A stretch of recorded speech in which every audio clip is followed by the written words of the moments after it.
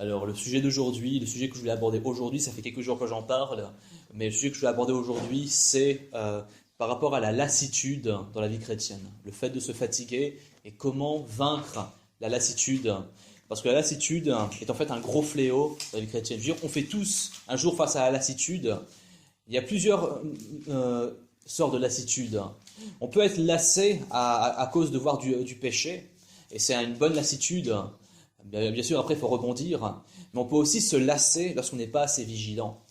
Bien sûr, ça nous arrive à tous d'être fatigués, ça nous arrive à tous de nous lasser après avoir fait plusieurs efforts pour Dieu, après avoir fait plusieurs tentatives par rapport à différentes œuvres que l'on peut faire pour Dieu, mais il faut aussi combattre cette lassitude. J'ai remarqué une chose, c'est que la lassitude, c'est très subtil. On parle souvent de problèmes dans le monde chrétien comme des chrétiens qui luttent avec la cigarette ou avec la pornographie ou ces choses-là. Et ce sont des fléaux réels, c'est vrai, mais ce sont des choses qui sont un peu trop visibles. On ne parle pas assez des choses qui sont plus invisibles et donc plus pernicieuses et donc qui peuvent s'infiltrer de manière plus subtile chez le croyant ou dans l'Église dans son ensemble. Donc, j'aimerais qu'on commence d'abord par le verset dans 2 Thessaloniciens.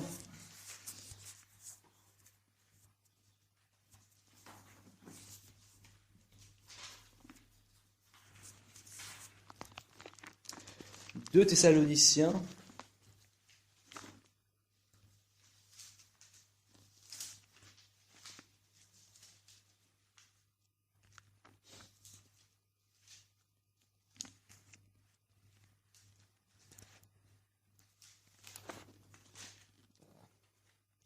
Excusez-moi, j'ai les doigts qui glissent. Voilà. Donc, au chapitre 3, j'aimerais qu'on lise le verset 13. Pour vous, frères, ne vous lassez pas de faire le bien. Amen. Donc, Paul, en écrivant aux croyants de Thessalonique, il leur dit donc, ne vous laissez pas de faire le bien. Mais il le dit aussi dans Galates, chapitre 6, verset 9. Lisons le passage d'ailleurs.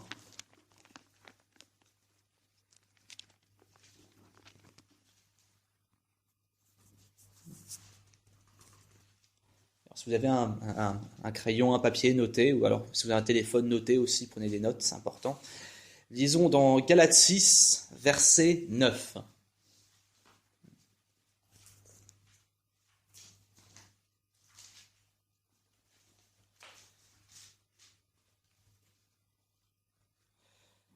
Ne nous lassons pas de faire le bien, car nous moissonnerons au temps convenable, si nous ne nous relâchons pas.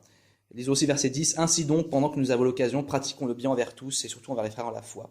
Amen. Donc ici, Paul parle de la lassitude à faire le bien. Que nous devons faire le bien, mais parfois on peut se lasser de faire le bien avec le temps. Et donc, avant de lancer de nouvelles attaques donc contre l'adversaire, contre Satan, c'est aussi important que l'Église examine ses rangs. C'est important de s'examiner soi-même. Et aujourd'hui, je veux parler de comment vaincre la lassitude en tant que chrétien, mais aussi en tant qu'Église. En tant que chrétien individuel, mais aussi comment chaque personne peut contribuer à ce que l'Église ne se lasse pas. Donc, je veux dire, nous connaissons la parabole du semeur qui dit que pour que la parole croisse et porte du fruit, il faut que le sol donc soit fertile. Il faut que le sol, il faut enlever les pierres, les racines, ces choses-là. Enfin, les ronces, pardon, pas les racines, excusez-moi. Les racines doivent bien se péter dans le sol en enlevant les racines, tout ça, en enlevant les ronces. Donc, que signifie le mot lasser? Lasser signifie donc perdre cœur, perdre courage à cause de la pression des choses ou à cause de l'ennui même, ou à cause des circonstances de la vie. Lassitude commence avant tout dans l'esprit, surtout la lassitude de faire le bien. Elle peut se manifester sous différentes formes, que ce soit la forme physique ou morale, mais le point vital, c'est le plan spirituel. Je veux dire, quand il y a un esprit qui est lassé, il y a danger. Le corps peut se lasser, mais le corps peut se lasser moins si notre esprit est moins lassé. Si notre esprit est vraiment excité dans le bon sens du terme, si notre esprit est vraiment en feu, même notre corps ne se lasse pas forcément aussi facilement. Déjà, il faut réagir immédiatement face à la lassitude. Quand on se sent lassé, quand on commence à se lasser des choses, il faut déjà analyser de quoi est-ce que je me lasse. Quelle est la raison de ma lassitude? Je dois prendre un temps, m'asseoir, prier et demander, Seigneur, qu'est-ce qui me lasse? Pour quelle raison je me lasse? Je veux dire, il y a des gens qui disent ah, l'Église me lasse. Mais avant de dire que l'Église me lasse, je vais d'abord m'asseoir et dire, est-ce que c'est pas mon attitude que je dois changer? Je ne dis pas qu'il n'y a pas d'église lassante. Oui, il y a des églises qui peuvent tomber dans l'écueil d'être lassant. On peut tomber dans cet écueil. C'est une réalité. Mais avant de voir les autres, je dois déjà voir, est-ce que moi, je fais tout en ce qui est possible pour ne pas déjà me lasser moi-même? Et donc, lassitude produit donc le relâchement. Donc, Galates dit donc, ne nous lassons pas de faire le bien, car nous moissonnerons au temps convenable si nous ne nous relâchons pas. Cette condition, c'est une vraie tragédie, parce que beaucoup d'efforts qu'on a fait, au final, ne portent pas de fruits lorsqu'on ne va pas jusqu'au bout. La Bible parle de l'importance de la persévérance et d'aller jusqu'au bout des choses, jusqu'au bout de notre marche chrétienne, mais aussi jusqu'au bout des buts qu'on se fixe. Donc, lorsqu'on abandonne la tension spirituelle, eh bien, dans ce cas-là, on n'a plus la vigilance. Déjà, il est important d'avoir cette tension spirituelle, c'est-à-dire d'être alerte spirituelle. Tous les matins, nous ne devons pas négliger notre temps avec Dieu et notre temps de prière. Nous devons garder ce temps, et c'est ainsi que Dieu nous donnera les batteries nécessaires pour la journée. Parfois, on se lasse pour des raisons très simples. Manque de prière, manque d'étude de la parole, et manque de remise en question aussi. Il y a ça aussi. Donc, lorsque l'esprit se lasse, on se retire de la joie du Seigneur, et on se retire du service, comme un corps qui descend un escalier lentement mais sûrement. Et donc, l'être entier amené à un niveau inférieur. Donc, Paul, il est aussi dit dans Hébreux chapitre 13, verset 3, « Considérez en effet celui qui a supporté contre sa personne une telle opposition de la part des pécheurs, afin que vous ne vous lassiez point l'âme découragée. » Donc Jésus, il a fait face à la suite à plusieurs reprises. Même avant la croix, il était tenté d'abandonner. Avant la croix, à Gethsémanée, il était à un point où toute sa chair était mise à l'épreuve, où il agonisait. Mais il allait jusqu'au bout. Donc nous devons se rappeler que, contrairement à lui, nous n'avons pas encore lutté jusqu'au sang. Et Jésus parfois était aussi lassé pour de bonnes raisons. Jésus disait à certains moments, race incrédule, race de vipères, jusqu'à quand vous supporterai-je? Mais malgré tout, il a continué son ministère. Mais alors, justement, je veux voir aussi, aujourd'hui, quelles sont les bonnes formes de lassitude et les mauvaises formes. Mais aussi les bonnes formes, même quand il y a de bonnes raisons d'être lassé, eh bien, il faut les traiter de la bonne manière aussi. Donc, le Seigneur Jésus doit rester le maître du royaume de la pensée. Lorsque Jésus est notre passion, notre centre, eh bien, on peut se renouveler, on peut vaincre la lassitude. Souvent, quand on reste de la lassitude pendant un temps, ça veut dire que Jésus s'est éloigné du centre. On a éloigné Jésus du centre de notre vie. Il se peut qu'on soit lassé pour de bonnes raisons. Peut-être qu'on a eu ras-le-bol d'entendre parler de tel péché chez quelqu'un. Peut-être qu'on a exhorté quelqu'un et la personne ne nous écoute pas. On peut se lasser à cause de ça. Mais ensuite, il faut faire attention à ne pas laisser la lassitude gagner notre style de vie. À partir du moment où on est lassé un jour, c'est normal. À partir du moment où on est lassé pendant des semaines, voire des mois, il y a un vrai problème. Et il faut traiter cela. Donc Jésus est donc la garantie contre la lassitude. Donc il faut garder Jésus au centre de notre vie. C'est vraiment quelque chose de basique. Mais la présence de la lassitude constante dans notre vie, si la lassitude est constante, ça veut dire qu'on a éloigné Jésus du centre et qu'il faut le remettre au centre. Donc nous ne devons pas nous éloigner du puits qui rafraîchit l'âme. Jésus l'a dit, celui qui croit en moi, des fleuves d'eau vive couleront de son sein. Il a dit aussi dans Jean chapitre 4 à la femme samaritaine que celui qui boit de cette eau aura encore soif, mais celui qui boit de mon eau à moi n'aura plus jamais soif. Donc par conséquent, à partir du moment où on se sent tiède, il faut retourner vaquer à la prière, à l'étude de la parole. Mais aussi pratiquer de manière concrète. Vous savez, si on ne pratique pas la parole et qu'on a des connaissances, les gens qui emmagasinent connaissance sur connaissance vont aussi se lasser. À force de venir à l'église ou à force d'étudier même chez vous, mais de ne pas pratiquer, de ne pas mettre en pratique les paroles de foi, eh bien vous allez vous lasser aussi. Parce que rien dans votre vie ne change. Donc c'est pour ça que j'ai déjà dit, enfin je le répète et je le répéterai encore, de toute façon, c'est un travail tous les jours. Lorsqu'on lit la parole, c'est pas tant de lire tout un chapitre ou même tout un épître, mais lire ne serait-ce qu'un passage et de demander à Dieu, Seigneur, qu'est-ce que tu veux m'apprendre? Qu'est-ce que tu veux m'enseigner à travers ce passage? C'est important que vous demandez à Dieu, Seigneur, parle-moi, enseigne-moi à travers ce passage, montre-moi ce que tu veux nous dire, ce que tu veux me dire. C'est important. Et ensuite, lorsque vous savez clairement ce que Dieu veut vous dire, eh bien, c'est le moment bien, de mettre ce passage en pratique, de voir quels sont les domaines de ma vie où ce passage, il n'est pas mis en pratique. Est-ce que je le mets en pratique? C'est important d'avoir cette vérification de soi-même. Lassitude vient aussi du fait de ne pas se remettre en question soi-même. Donc, il y a ce qu'on appelle les chrétiens TTS, les chrétiens très très spirituels, c'est-à-dire les chrétiens qui emmagasinent des connaissances par milliers, et se croient supérieurs aux autres parce qu'ils ont étudié telle ou telle chose. On en parlait vendredi, parfois il y a des points de détail, des gens qui se vantent de connaître des points de détail de la Bible qu'on ne sait pas, mais c'est pas tant ça le plus important, mais l'important c'est de pratiquer. L'important c'est de rester biblique dans notre attitude. Il y a des gens qui se vantent parce qu'ils ont dit oui en fait Lucifer en fait c'est pas dans la Bible, c'est une mauvaise traduction du latin. Ok, mais c'est du détail, qu'est-ce qu'on s'en fiche que Satan il s'appelait Lucifer ou Luciel ou je ne sais quoi dans le passé. L'important maintenant c'est que c'est notre adversaire, il faut savoir comment le contrecarrer. Et moi-même je dois faire en sorte de ne pas tomber dans ces pièges. Donc ça sert à rien d'emmagasiner plein de connaissances si on ne pratique pas. Il vaut mieux quelqu'un qui connaît moins mais qui pratique ce qu'il sait que quelqu'un qui connaît des bouquins entiers de théologie ou même la Bible tout entière mais qui ne pratique pas ou qui pratique juste un peu. Donc c'est important pour chaque personne de se mettre en question. Donc il est vrai que l'Église doit faire des efforts et ne pas tourner en rond. L'Église ne doit pas fatiguer ses fidèles. Et c'est pour ça que récemment, ce n'est qu'un détail parmi tant d'autres, j'ai décidé de lancer des réunions différentes. Parce que il est vrai qu'il faut étudier la parole pour être renouvelé, mais il y a des fois où on peut se lasser de passer des journées que derrière la Bible.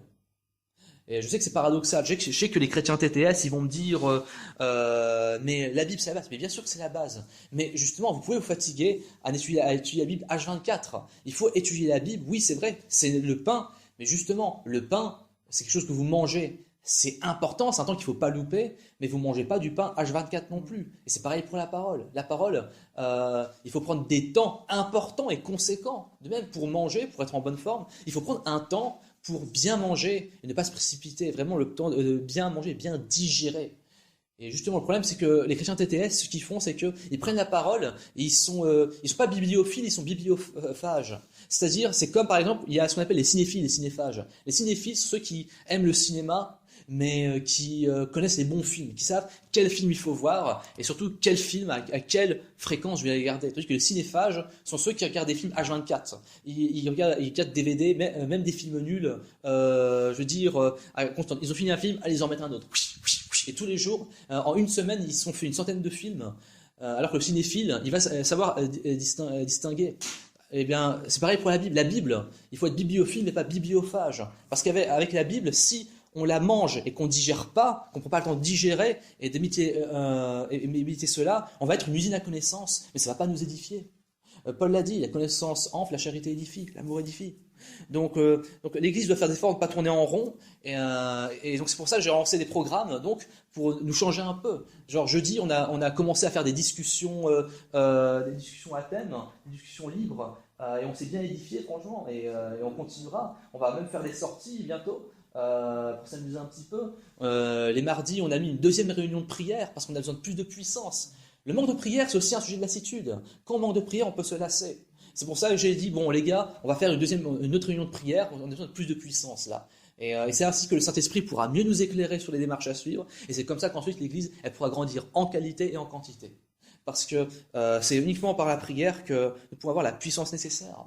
Et donc, c'est aussi pour ça que j'ai dit, pour l'instant, les dimanches, on va arrêter d'évangéliser. Parce que le mieux, c'est d'avoir passé un temps pour prier dans la semaine. S'il y a des gens qui ne sont pas disponibles aux mêmes horaires, on fait des petits groupes pour l'évangéliser, mais on ne va pas évangéliser sans avoir prié avant. On va pas faire des choses sans avoir recherché la puissance de Dieu avant. Sinon, on va faire des choses dans l'air.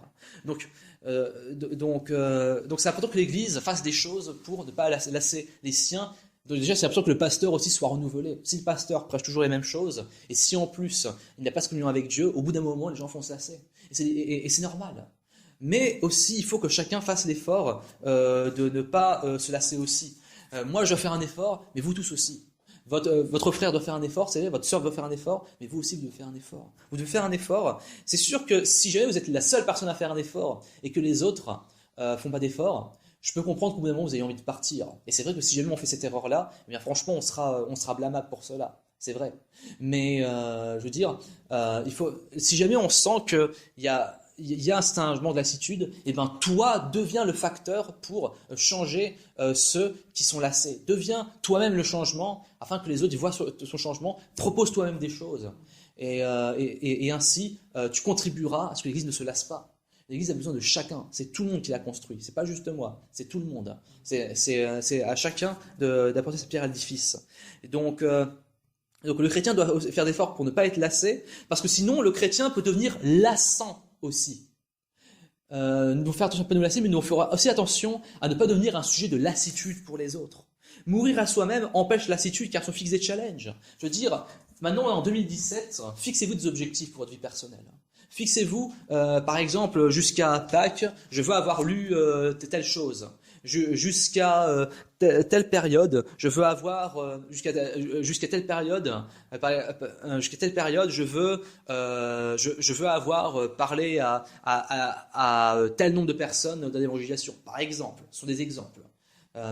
Mais je vous encourage à avoir votre temps de prière et chez vous, demandez à Dieu, Seigneur, qu'est-ce que tu me mets à cœur? Qu'est-ce que tu me mets à cœur comme objectif? Si vous ne savez pas quel objectif avoir, déjà, regardez les objectifs de l'Église. En ce moment, on a un sujet de prière, c'est donc avoir une salle fixe. C'est un sujet de prière. Donc, priez pour cela. Et si vous avez des pistes, et bien cherchez aussi, si vous avez des pistes. Et ensuite, le problème de la lassitude aussi, lorsqu'on ne se fixe pas des challenges, et bien on devient oisif. On vit une vie chrétienne au jour le jour, et donc on n'a plus d'objectifs, et on devient aussi plus enclin au péché. On devient plus enclin au péché. On se laisse plus facilement aller au péché. J'aimerais qu'on lise dans Jérémie chapitre 2. Donc, le livre du prophète Jérémie chapitre 2.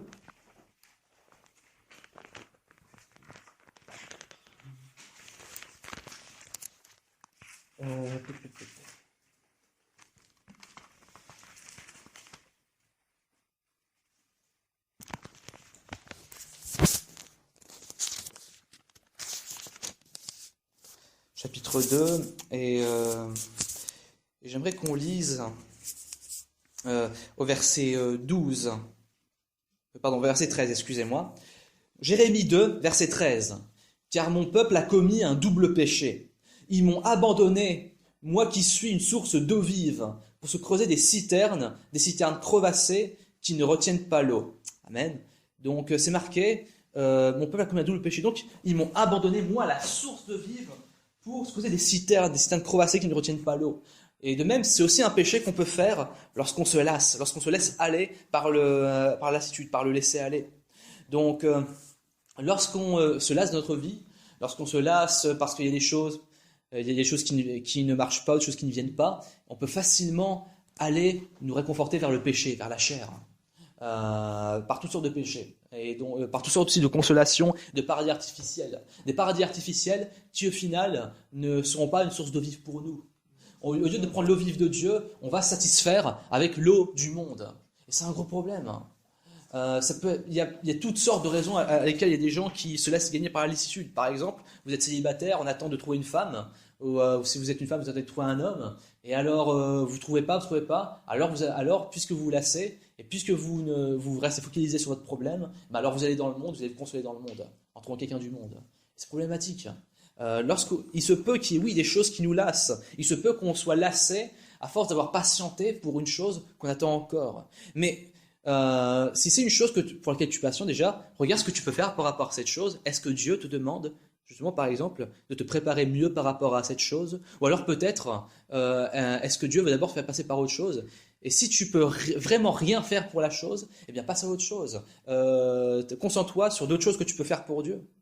Donc, parce que sinon, si on reste oisif, on se laisse facilement aller au péché. Quand on prend l'exemple de David, avant de pécher avec Bathsheba, il était dans ses quartiers et puis il voit au loin une jolie fille en train de prendre son bain. Et qu'est-ce qu'il faisait ce jour-là? Je veux dire, est-ce qu'il était en train de flâner? Est-ce qu'il s'ennuyait? Peut-être qu'il était en train de s'ennuyer. Et donc, faut pas se laisser gagner par l'ennui facilement. C'est un truc qui peut nous arriver tous, mais il faut apprendre à combattre. Il faut apprendre aussi à avoir une force d'esprit, vous savez. Il faut apprendre à être solide mentalement. Il faut vraiment apprendre à nous pousser nous-mêmes, à nous reprendre en main. Il faut se reprendre en main.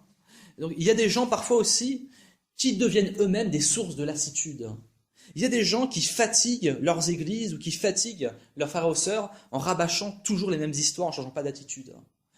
J'ai même entendu un cas vraiment bizarre, c'est dans une église, je ne citerai pas laquelle, c'est une bonne église, mais je ne citerai pas laquelle, où il y a un pasteur qui a dit, un jour il a entendu quelqu'un qui demandait, excusez-moi, est-ce que dans l'église il existe un programme pour être sous tutelle, pour que quelqu'un prenne soin de moi? Mais c'est fou.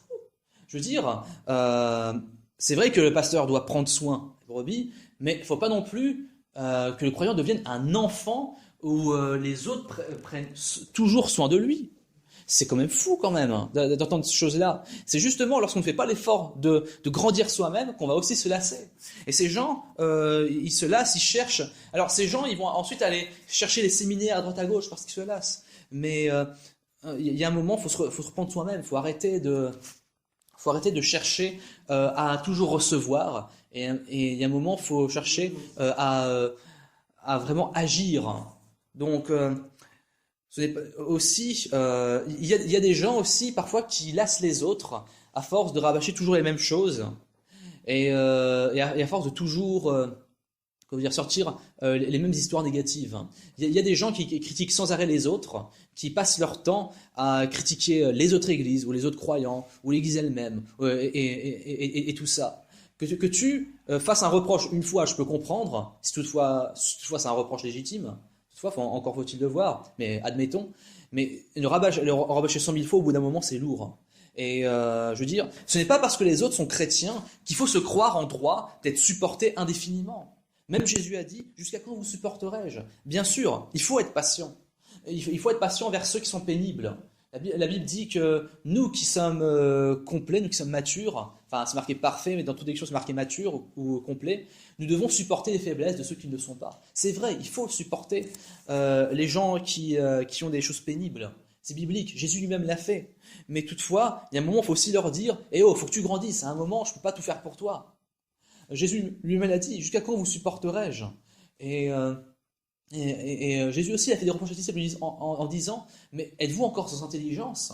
C'est-à-dire, et normalement les gars, vous êtes censés avoir compris. Si Jésus l'a dit, nous aussi, nous pouvons le dire. Après, certes, ça ne veut pas dire qu'il faut couper les gens, certes. Je veux dire, les gens, ils sont bienvenus à l'église, ils peuvent venir. Mais après, il y a des choses que nous, on ne peut pas régler. S'il y a des gens qui se lassent, on peut les aider, certes, mais si eux-mêmes ne font pas l'effort, on ne peut pas faire un miracle pour eux. Vous savez, une personne qui est sourde, au bout d'un moment, je coupe. Et à un moment, je préfère faire la sourde oreille si jamais cette personne rabâche toujours les mêmes choses. Et je vais plutôt vers les personnes qui sont volontaires à changer. Et donc, il y a peut-être aussi des églises qui ont lassé leurs fidèles par manque de renouveau, de remise en question. La puissance de l'esprit n'était plus recherchée.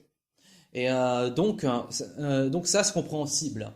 Mais il y a aussi des gens qui quittent l'église sans se rendre compte qu'eux-mêmes ne font pas d'efforts sur eux-mêmes.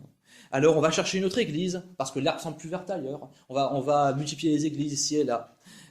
Jusqu'à ce que 1 ou 2 ans plus tard, on se rend compte qu'on est encore lassé, qu'on n'a toujours pas trouvé ce qu'on cherche. Donc quand tu vas à l'église, est-ce que tu vas juste pour trouver un nid confortable ou pour participer à la création d'une communauté, à construire ensemble le corps du Christ?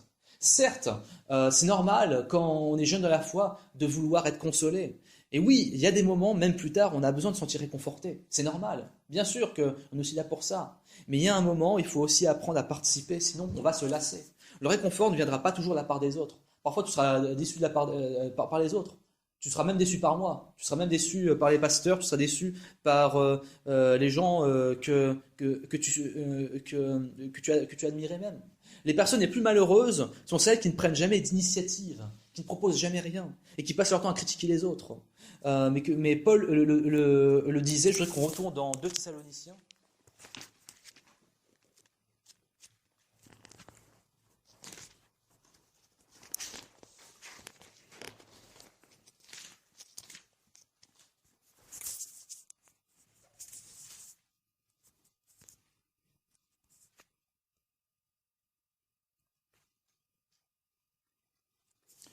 De Thessaloniciens,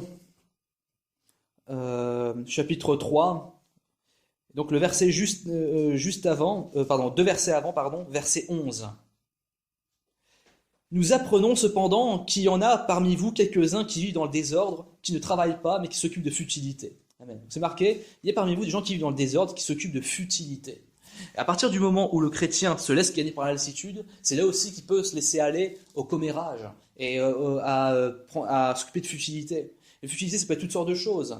Mais vous savez, passer son temps à parler des autres, c'est aussi un gros problème.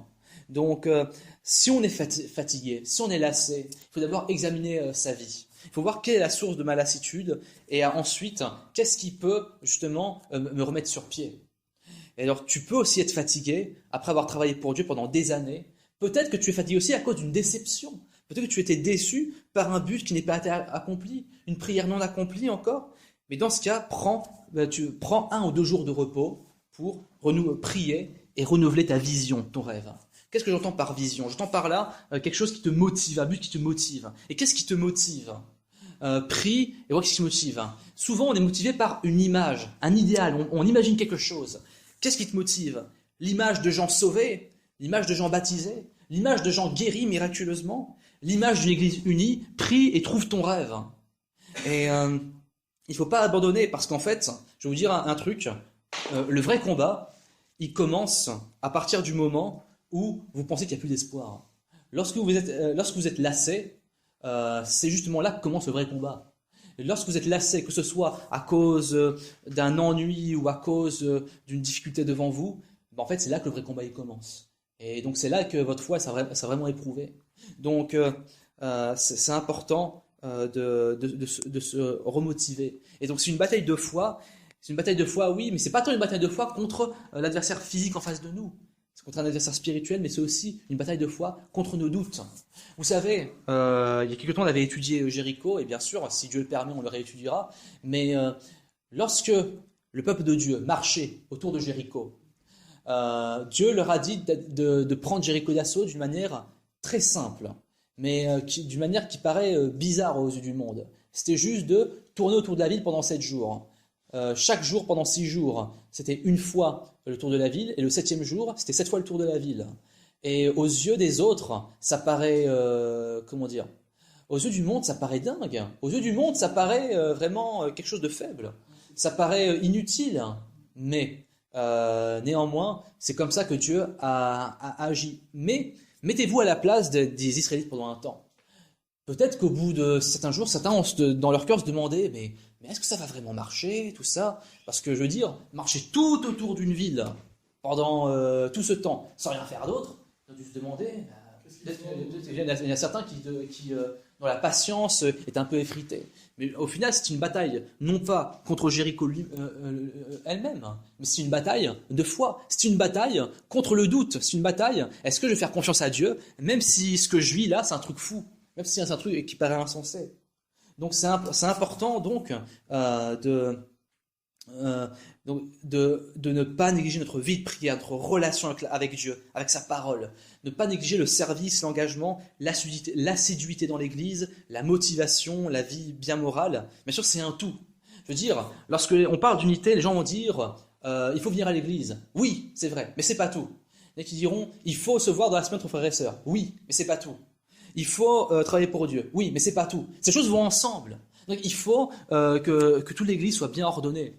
Il faut que chaque partie de l'Église y mette du sien. On est un corps. Donc lorsque je suis entré pour la première fois dans une salle de sport, et le coach qui m'a dit il faut bien faire fonctionner donc bien muscler les bras, mais aussi les jambes. Parce que si tu muscles les bras, ben les jambes, après ton corps, il aura des problèmes au niveau des lombaires et tout ça.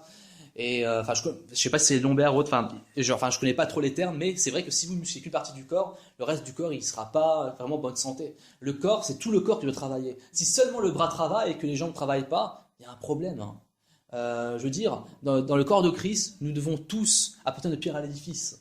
Et lorsque quelqu'un est lassé, il faut voir quel est le sujet de ma lassitude. Il faut voir est-ce que c'est une lassitude qui vient de moi ou est-ce que ça vient de l'Église. Et si ça vient de l'Église, qu'est-ce que moi je peux contribuer justement pour que cette lassitude ne s'enracine pas. Je veux dire, le problème de lassitude, ça arrive partout. Ça arrive Ça arrive dans n'importe quelle église, on y sera confronté, peut-être même qu'on a déjà été confronté, on y sera confronté à certains moments. Et donc à ce moment-là, il faudra réagir en fonction. Et aussi, je dois faire attention aussi de bien interpréter les choses. Est-ce que je suis lassé à cause de l'attitude des autres, ou est-ce que je suis lassé parce que moi, je ne fais pas le nécessaire?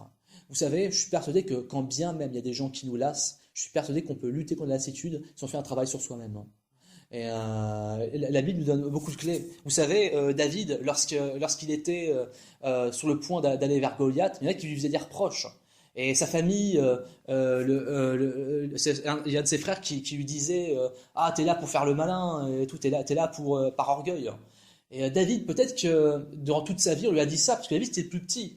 Et lorsque le prophète Samuel est entré dans la maison d'Isaïe, il a pensé que c'était le plus grand frère qui serait le roi, que ce seraient les autres, que ce seraient les gros costauds, les hommes de guerre qui seraient le roi. C'est que David, qui était berger, certainement dans sa famille, on devait regarder, mais comme le petit frère, le petit gars mignon, mais qui, franchement, qui est pas fort. Allez, va retourner jouer, mon petit. Nous, on joue nous, on est de la cour des grands, nous. Et peut-être que David il a dû avoir ras-le-bol de ça. Peut-être que David, il devait en avoir marre, qu'on lui dise toujours la même chose. Mais qu'est-ce qu'il a fait, David? Lorsque son frère lui a parlé, justement d'aller voir Goliath, David, lui, qui était persuadé que Dieu l'appelait à vaincre Goliath, il a juste fait la sourde oreille à l'autre. Il a juste fait la sourde oreille à ceux qui étaient sans foi. Et donc, nous devons apprendre à faire la sourde oreille aussi aux choses qui nous découragent.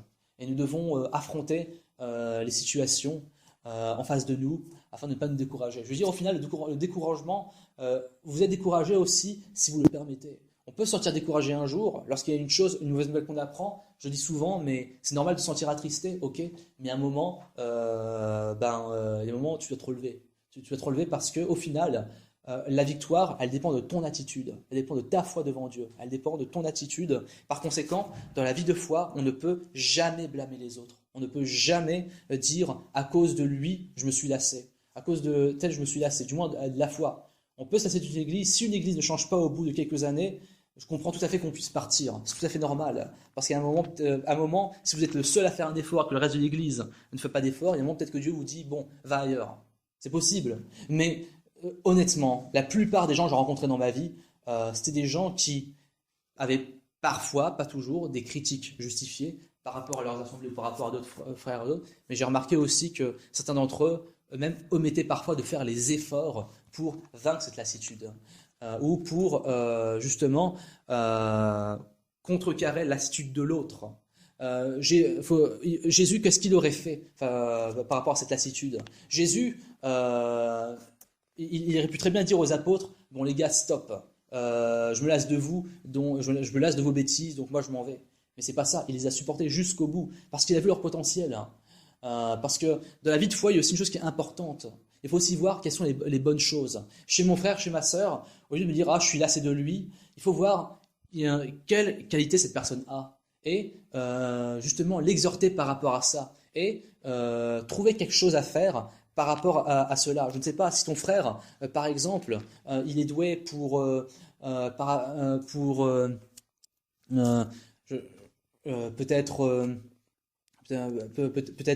qu'il a une passion, je ne sais pas, peut-être qu'il a une passion pour le golf ou pour un autre sport. Eh bien, va faire du sport avec lui, va le rencontrer.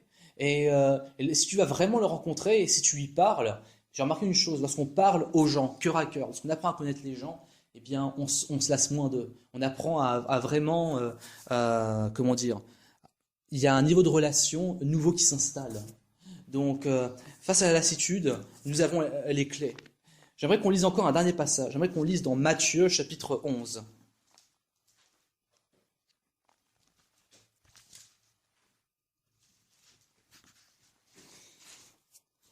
Matthieu 11, et verset 28. Venez à moi, vous tous qui êtes fatigués et chargés, et je vous donnerai du repos. Amen. Donc c'est marqué, venez à moi, vous tous qui êtes fatigués et chargés. Donc Jésus, il connaît notre fatigue. Il sait qu'il y a des moments où on peut être fatigué. Le Seigneur a compassion de nous. Le Seigneur a compassion de notre fatigue. Mais il veut aussi qu'on vainque cette lassitude. Versets 29 et 30. Prenez mon joug sur vous et recevez mes instructions, car je suis doux et humble de cœur, et vous trouverez du repos pour vos âmes. Car mon joug est doux et mon fardeau léger.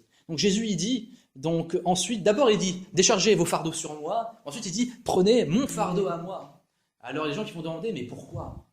Mais justement, c'est comme ça que nous trouverons vraiment la paix. Il dit, si vous prenez mon joug et mon fardeau, eh bien, vous trouverez du repos pour vos âmes. Parce que mon joug est doux, mon fardeau léger. Pourtant, le fardeau de Jésus, c'est le plus gros fardeau du monde. Mais c'est un fardeau qui est plus facilement portable si on a de l'amour, si on fait les choses avec amour. Donc, encore un dernier truc, hein, justement par rapport à l'amour, un signe de lassitude, c'est aussi lorsque notre amour commence à se tiédir. Nous avons besoin de demander à Dieu, Seigneur, renouvelle mon amour, aide-moi à continuer à aimer mon prochain. Et l'amour, c'est pas uniquement les sentiments forts. L'amour, c'est aussi, vous pouvez aussi pratiquer l'amour, pratiquer le fait de servir. Motivez-vous à servir et vous lasserez moi aussi. Donc, prenez mon joug sur vous, sur mes instructions. Donc, ce n'est pas en se reposant indéfiniment qu'on trouve le repos, vraiment. Mais c'est en œuvrant pour Dieu. C'est vraiment en faisant ce que le Seigneur nous demande. Et c'est ainsi qu'on trouvera du repos pour nos âmes. Donc si jamais vous êtes vraiment fatigué, chargé, que vous êtes lassé, prenez un temps pour vous reposer. Oui, prenez un temps pour vous poser et priez Dieu. Mais ensuite, repartez. Si jamais on me dit, dans la vie, il faut servir Dieu en se sacrifiant. Et si jamais on me dit, oui, mais parfois, il faut aussi avoir des temps de repos.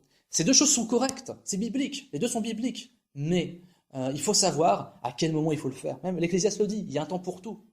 Donc je nous souhaite de vraiment prendre ces clés de notre combat contre la lassitude et de déjà déposer ce qui nous lasse à Jésus.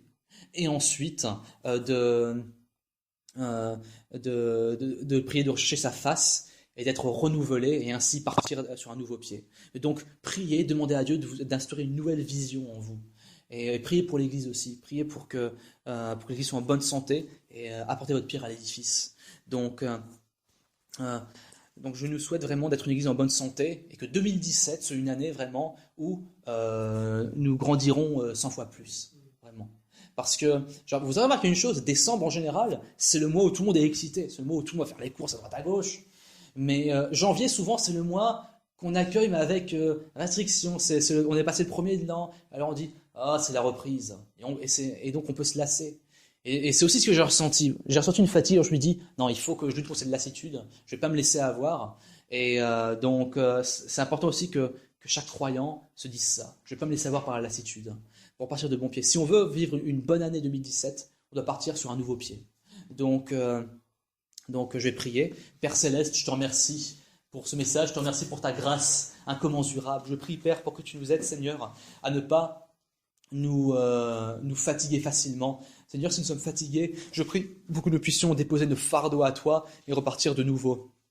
Père, je prie pour que nous puissions avoir vraiment toujours ce temps avec toi pour être renouvelés et avoir cette douche spirituelle qui nous revigore et que nous puissions avoir ce fleuve d'eau vive qui coule dans notre sein, que nous puissions à nouveau te mettre au centre et que nous puissions vraiment être des chrétiens vivants, ne pas être morts, ne pas être ennuyants ou tièdes. Seigneur, donne-nous de ne pas nous lasser facilement et donne-nous nous-mêmes de ne pas être une source de lassitude pour les autres, mais donne-nous d'être une source d'excitation pour les autres, donne-nous d'être une source de passion pour les autres et de motivation. Père, je te rends grâce, j'ai prié dans le nom de Jésus-Christ. Amen.